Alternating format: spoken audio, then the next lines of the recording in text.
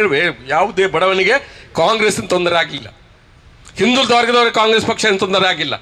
ಪರಿಷ್ಠ ಜಾತಿ ಪರಿಷ್ಠ ಪಂಗಡದವರಿಗೆ ಕಾಂಗ್ರೆಸ್ ಪಕ್ಷದ ತೊಂದರೆ ಆಗಿಲ್ಲ. ಅಲ್ಪಸಂಖ್ಯಾತರಿಗೆ ಕಾಂಗ್ರೆಸ್ ಪಕ್ಷ ತೊಂದರೆ ಆಗಿಲ್ಲ. ತೊಂದರೆ ಆಗಿದ್ರೆ ಜಮೀನ್ದಾರರಿಗೆ, ಬಂಡವಾಳಶಾಹಿಗಳಿಗೆ, ಭೂಮಾಲಕರಿಗೆ ತೊಂದರೆ ಆಗಿದೆ ಹೊರತು ಸಾಮಾನ್ಯ ಜನರಿಗೆ ಕಾಂಗ್ರೆಸ್ ಪಕ್ಷದ ಯಾವುದೇ ರೀತಿಯ ತೊಂದರೆ ಆಗಿಲ್ಲ. ತೊಂದರೆ ಆಗಿದ್ರೆ ಇವತ್ತು ವಿರೋಧ ಪಕ್ಷದ ನಮಗೆ ಪ್ರಶ್ನೆ ಮಾಡಬೇಕಾಗಿದೆ ಅಂತಕ್ಕಂಥ ಮಾತನ್ನು ಹೇಳಲಿಕ್ಕೆ ಬಯಸ್ತೇನೆ. ಅಧಿಕಾರಿ ಶಾಹಿಯಲ್ಲಿ ಏನೋ ತಪ್ಪಾದರೂ ನಾವು ಮಾತಾಡಬೇಕು.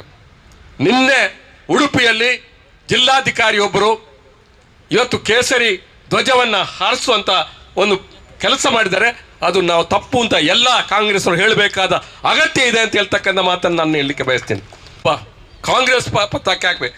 ನೀವು ಕಾಂಗ್ರೆಸ್ ಪತಾಕೆ ಹಾಕಬೇಡಿ, ಕೇಸರಿ ಪತಾಕೆಯನ್ನು ಹಾಕಬೇಡಿ, ನೀವು ಹಸಿರು ಪತಾಕೆಯನ್ನು ಹಾಕಬೇಡಿ, ಯಾವುದೇ ಪತಾಕೆಯನ್ನು ಹಾಕಬೇಡಿ. ದೇವಸ್ಥಾನದ ಕಾರ್ಯಕ್ರಮ, ಆ ದೇವಸ್ಥಾನದ ಕಾರ್ಯಕ್ರಮ ಎಲ್ಲರೂ ಸಮಾನವಾದ ಅವಕಾಶ ಕೊಡ್ತಕ್ಕಂಥ ಕಾರ್ಯಕ್ರಮ ಆಗಲಿ. ಯಾವುದೇ ಬಣ್ಣದ ಯಾವುದೇ ರೀತಿಯ ರಾಜಕೀಯ ಪ್ರೇರಿತವಾದಂಥ ಪತಾಕೆಯಲ್ಲಿ ಯಾರು ಹಾರಿಸ್ತಾರೆ ಅದನ್ನು ನಾವು ಖಂಡಿತವಾಗಿ ಧಿಕ್ಕರಿಸಬೇಕು ಅಂತ ಹೇಳ್ತಕ್ಕಂಥ ಮಾತನ್ನು ಹೇಳ್ತಾ ನನ್ನ ಎರಡು ಮಾತನ್ನು ಮುಕ್ತಾಯ ಮಾಡ್ತೇನೆ. ಜೈ ಹಿಂದ್, ಜೈ. ಯಾವುದೇ ಬಡವನಿಗೆ ಕಾಂಗ್ರೆಸ್ ತೊಂದರೆ ಆಗಿಲ್ಲ.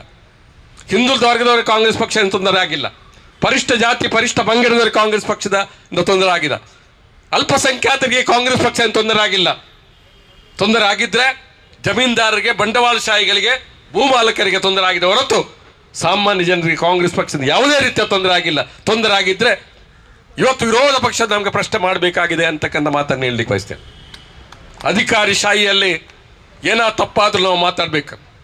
ನಿನ್ನೆ ಉಡುಪಿಯಲ್ಲಿ ಜಿಲ್ಲಾಧಿಕಾರಿ ಒಬ್ಬರು ಇವತ್ತು ಕೇಸರಿ ಧ್ವಜವನ್ನು ಹಾರಿಸುವಂಥ ಒಂದು ಕೆಲಸ ಮಾಡಿದ್ದಾರೆ.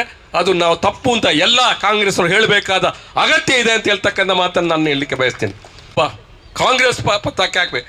ನೀವು ಕಾಂಗ್ರೆಸ್ ಪತಾಕೆ ಹಾಕಬೇಡಿ, ಕೇಸರಿ ಪತಾಕೆಯನ್ನು ಹಾಕಬೇಡಿ, ನೀವು ಹಸಿರು ಪತಾಕೆಯನ್ನು ಹಾಕಬೇಡಿ, ಯಾವುದೇ ಪತಾಕೆಯನ್ನು ಹಾಕಬೇಡಿ. ದೇವಸ್ಥಾನದ ಕಾರ್ಯಕ್ರಮ, ಆ ದೇವಸ್ಥಾನದ ಕಾರ್ಯಕ್ರಮ ಎಲ್ಲರೂ ಸಮಾನವಾದ ಅವಕಾಶ ಕೊಡ್ತಕ್ಕಂಥ ಕಾರ್ಯಕ್ರಮ ಆಗಲಿ.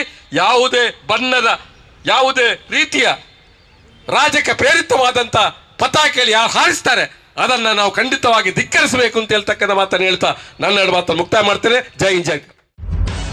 ನಿಖರ ಸುದ್ದಿ, ಸದಭಿರುಚಿಯ ಕಾರ್ಯಕ್ರಮ. ನೀವು ನೋಡ್ತಾ ಇದ್ದೀರಾ ಕಹಳೆ ನ್ಯೂಸ್, ಸಮಾಜದ ಜಾಗೃತಿಗಾಗಿ ವಸ್ತುನಿಷ್ಠ ವರದಿ.